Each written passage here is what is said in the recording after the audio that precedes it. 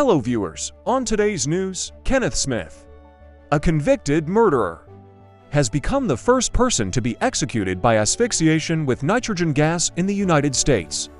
Officials said 58-year-old Smith was pronounced dead at 8:25 p.m. on Thursday to 25 GMT on Friday at Holman Correctional Facility in Alabama after breathing pure nitrogen gas through a face mask to cause oxygen deprivation.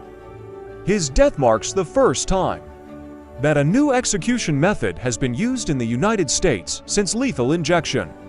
Now the most commonly used method was introduced in 1982. Alabama has called its new protocol the most painless and humane method of execution known to man. The last U.S. execution using gas was in 1999, when a convicted murderer was put to death using hydrogen cyanide gas. Alabama is one of 3 U.S. states that have approved the use of nitrogen hypoxia as a method of execution, along with Oklahoma and Mississippi. United Nations human rights experts and lawyers for Smith, who survived Alabama's previous attempt to execute him by lethal injection, had sought to prevent it, saying the method was risky and could lead to a tortuous death or non-fatal injury.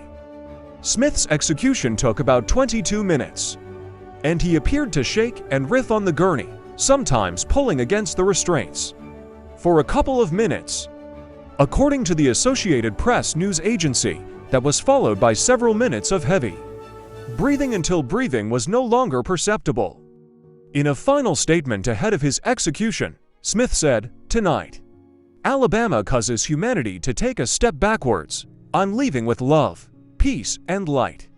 Alabama Governor Kay Ivey said the execution was justice for the murder-for-hire killing of 45-year-old Elizabeth Sennett in March 1988. After more than 30 years and attempt to game the system, Mr. Smith has answered for his horrendous crimes. "I pray that Elizabeth Sennett's family can receive closure after all these years dealing with that great loss," she said in a statement following Smith's execution. Sennett was found dead in her home, with 8 stab wounds in the chest and 1 on each side of her neck. Smith was one of 2 men convicted in the killing. The other, John Forrest Parker, was executed in 2010.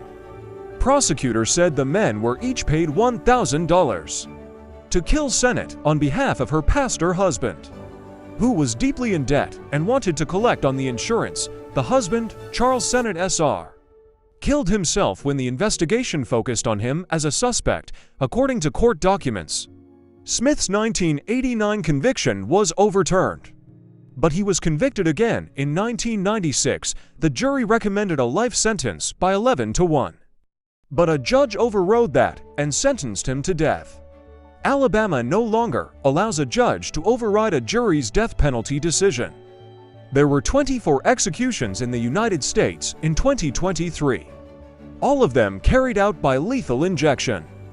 Thanks for watching, and please subscribe to our YouTube channel.